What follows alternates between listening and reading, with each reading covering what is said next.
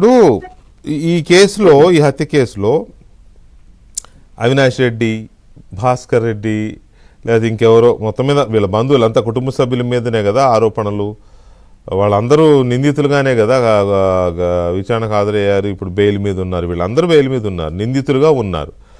ఆ నిందితులుగా ఉన్నాలలో ప్రధాన వ్యక్తిగా ఉన్న అవినాష్ రెడ్డే జగన్మోహన్ రెడ్డి గారికి తెల్లారుజాము 4:30కో 5కో ఫోన్ చేసి సమాచారం ఇచ్చాడు.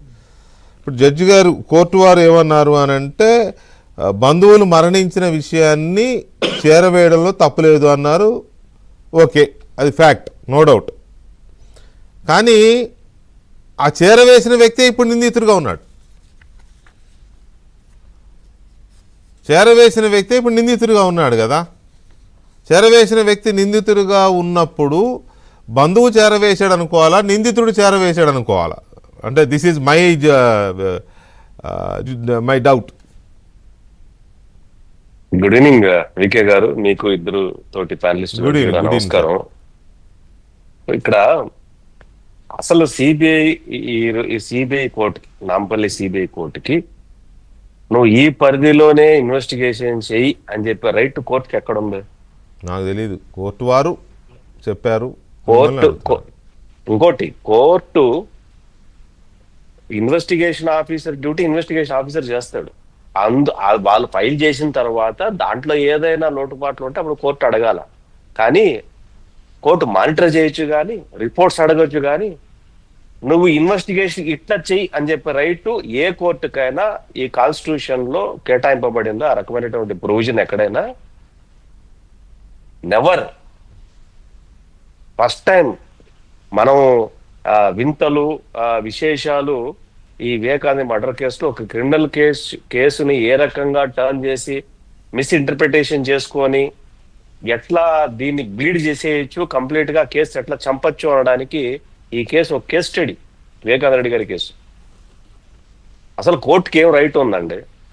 ఎవరైతే కంప్లైనెంట్ ఉన్నారో, complainant first of all basic అందరికీ తెలిసిన సత్యం ఏంటంటే, ఎవరైతే ఏదైనా క్రిమినల్ కేసులో ఎవరైతే కంప్లైంట్ ఇస్తారో ఆ కంప్లైంట్ బేస్ చేసుకొని ఫర్దర్ గా కంప్లైంట్ ఇన్వెస్టిగేషన్ అంటే ఏదన్నా ఫర్దర్ గా కేసు డెవలప్మెంట్ లో మళ్ళీ ఇన్ఫర్మేషన్ కావాలంటే ఏ కంప్లైనెంట్ ఉంటాడో తన డౌట్ ప్రకారము కేసు ఇన్వెస్టిగేషన్ చేసి కంప్లైనెంట్ డౌట్ తీర్చి, కంప్లైంట్ ఇచ్చినటువంటి ఏమైనా కంప్లైంట్ లో పేర్లు ఏదైనా ఇచ్చి ఉంటే దాని ప్రకారం చేసి వాళ్ళ మీద ఇన్వెస్టిగేషన్ చేసే బాధ్యత వరకు మాత్రమే ఇన్వెస్టిగేషన్ ఏజెన్సీస్ పాత్ర.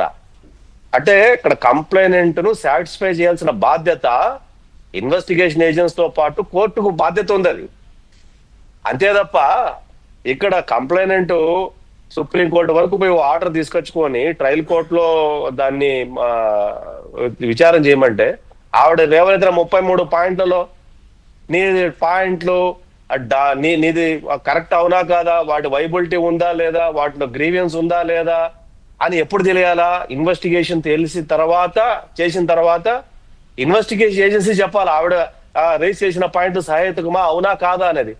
కోర్టే ప్రీమెచ్యూర్డ్ గా ఎట్లా డిసైడ్ చేస్తుందండి? నాకు అర్థం కాదు. ఇన్వెస్టిగేషన్ చేయకుండా ఎట్లా డిసైడ్ చేస్తుంది కోర్టు? ఇది అవసరం లేదనేది ఎట్లా చేస్తుంది? మరి కంప్లైనెంట్ కు న్యాయం ఎట్లా చేసినట్టు కోర్టు ఇక్కడ? సో ప్రైమా ఫేసీలో సునీత గారి ఫండమెంటల్ రైట్ను ఈ ఆర్డర్ ద్వారా చంపేసింది. చెప్పాలంటే ఒక రకంగా చంపింది. ఆవిడకి రావాల్సినటువంటి, ఆవిడ పోరాడుతున్నటువంటి ఏదైతే పోరాటం ఉందో, న్యాయం కోసం ఉందో, కోర్టే చంపేస్తే ఇంక మరి ఎట్లాగా అది కరెక్ట్? అది నేను నిజంగా అది విన్నప్పుడు నాకు షాక్ అయింది. అంటే ఈ రకం కూడా ఆర్డర్ ఇవ్వచ్చా అని. మీరు చూడండి, అప్పీల్కి వెళ్తే ఖచ్చితంగా మొట్టికాయలు పడ్డం ఖాయం, దాంట్లో డౌట్ ఏం లేదు. అసలు ఎవరైతే కంప్లైంట్ ఉంటున్నారో కంప్లైంట్ డౌట్ ని తీర్చాల్సిన బాధ్యత ఇన్వెస్టిగేషన్కి కోర్టుకి ఉందా లేదా? అది ఫండమెంటల్ పాయింట్.